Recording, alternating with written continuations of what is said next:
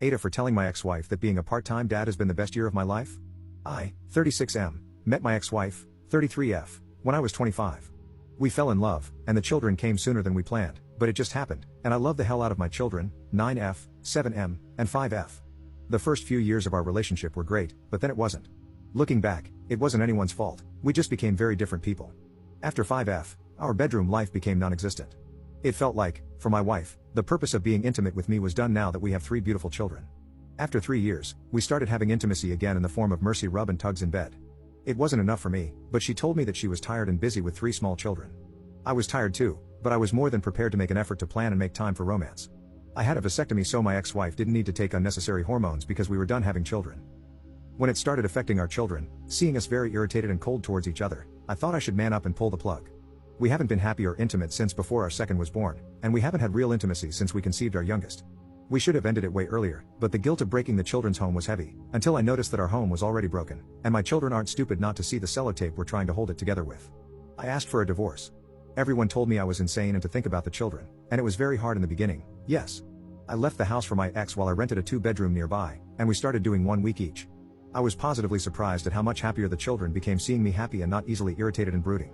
I started seeing my girlfriend, 40F, about a year ago, and what was thought to be a casual, one-time thing, turned out to be the love of my life. She is amazing in every aspect. She's kind, loving, successful, funny, and so unbelievably beautiful. She is child-free, and she was happy that I was done having children.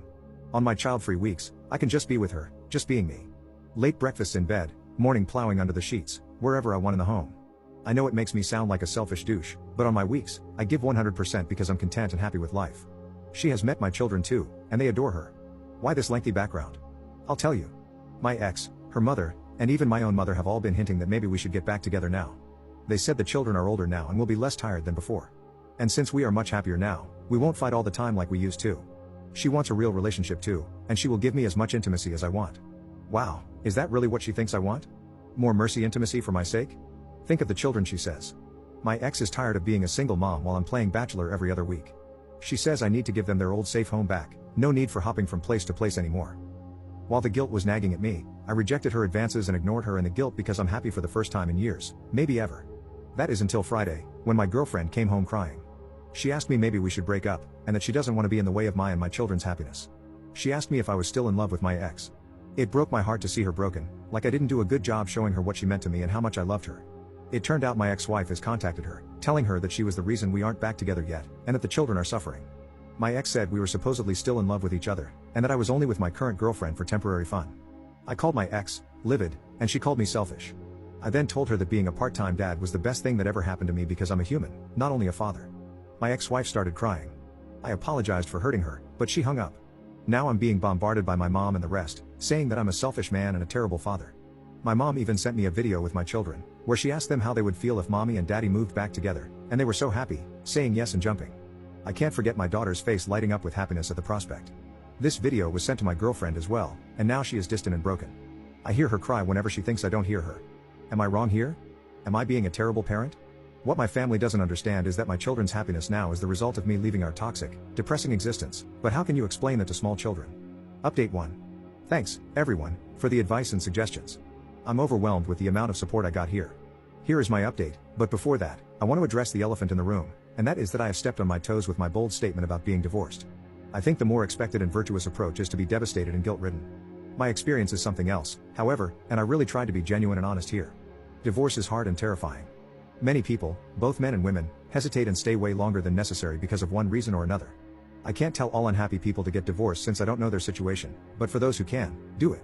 I was trying to explain what I have discovered, the positive side of having shared custody because only the negative is talked about.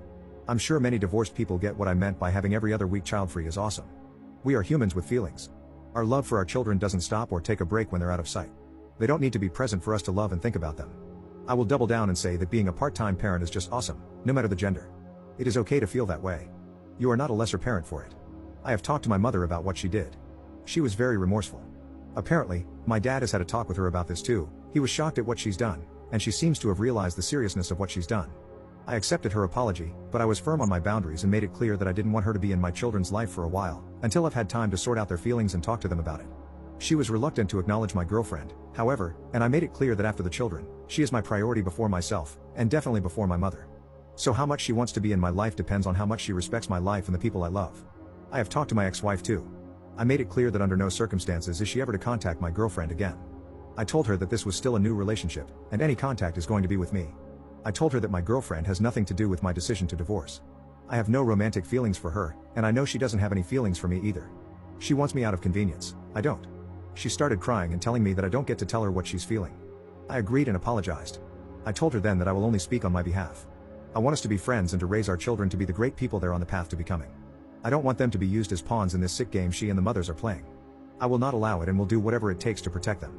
I suggested that we can start family therapy because I needed her to understand the turmoil she and my mother put our children through. I never want that to happen again.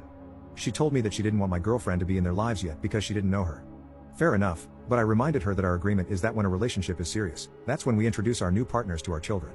And this is going to happen eventually, so she better get used to it. I also talked to her about me not taking on her workload on her weeks, meaning that I won't be dropping by every morning to wake up the children and take them to school.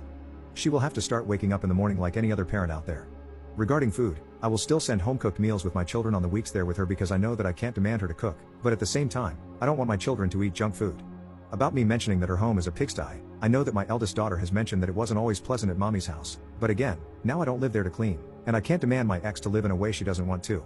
I have, however, offered that on the Fridays my children go home to her to spend the week, I will send a cleaning service so the children have a somewhat clean environment. She agreed.